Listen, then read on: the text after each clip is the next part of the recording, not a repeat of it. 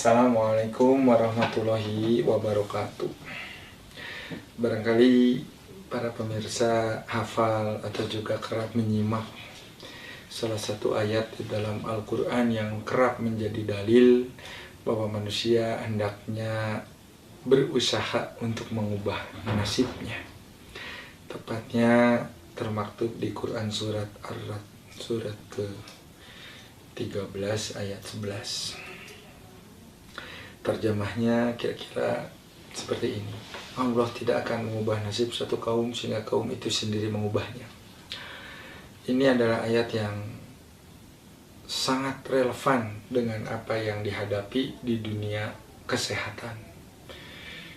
Banyak kasus atau kejadian di mana manusia mengalami musibah berupa wabah, mengalami serangan penyakit yang kemudian melumpuhkan sebuah peradaban, terkena taun atau penyakit menular yang sangat membahayakan. Lalu sikap kita di dalam menghadapi kondisi seperti itu pun berbeda-beda. Ada yang menyalahkan keadaan, ada juga yang melakukan introspeksi untuk mencari apa yang menjadi penyebab dan kesalahan apa yang mungkin telah kita lakukan. Apabila melihat ayat tadi yang kita sitir bersama di depan, tentu kita harus mampu dan mau untuk mengubah nasib dengan cara melakukan upaya. Karena Allah tidak akan melakukan satu proses perubahan sebelum kita mengubah nasib kita sendiri melalui usaha. Syarat untuk menjadi sehat dalam kajian ilmu yang kemudian berkembang menjadi ilmu kesehatan masyarakat, antara lain diusung oleh Detol dan juga Profesor Adik Wibowo, yang dikedepankan Islami sekali. Pertama, orang menjadi sehat satu apabila memperhatikan, memperlakukan dan mengoptimalkan potensi yang telah menjadi warisan atau turunan genetika. Artinya fitrah manusia harus dioptimalkan. Yang kedua, manusia tidak terlepas dari kondisi sehat dan sakit akibat perilaku. Perilaku ini mewujud dalam upaya dan tata cara kita mengelola lingkungan, rumah tangga, sampai di tingkat keluarga. Bagaimana kita makan, bagaimana kita berpakaian, bagaimana kita menjaga kebersihan di sekitar kita.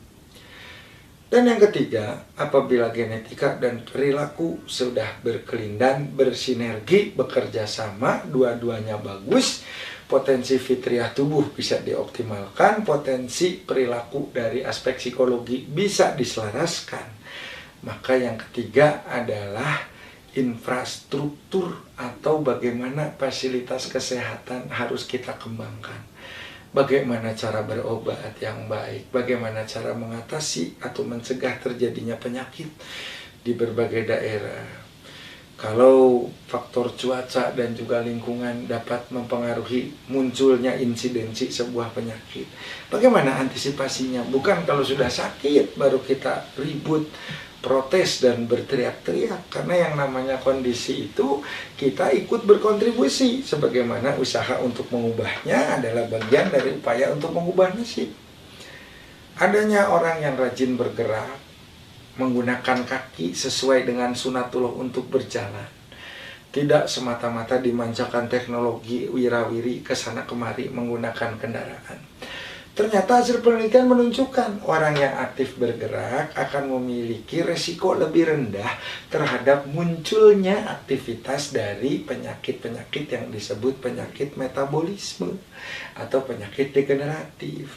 Maka belajar mensyukuri nikmat Allah berupa alat gerak, berupa anggota tubuh yang sehat, dengan cara mengoptimalkan penggunaan dan pemanfaatannya, banyak berjalan, ibadah dilakukan, yang fardu dijalankan karena memang diwajibkan, yang sunnah tidak kalah gencar untuk dilaksanakan. Indah sekali. Puasa itu untuk kesehatan, baik sekali dampaknya. Sholat pun demikian.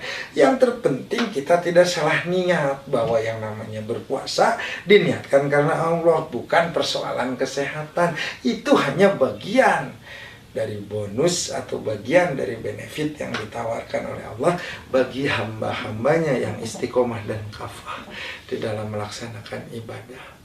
Maka mari kita sama-sama merubah nasib kita sendiri. Wabillahi taufiq wal hidayah. Wassalamualaikum warahmatullahi wabarakatuh.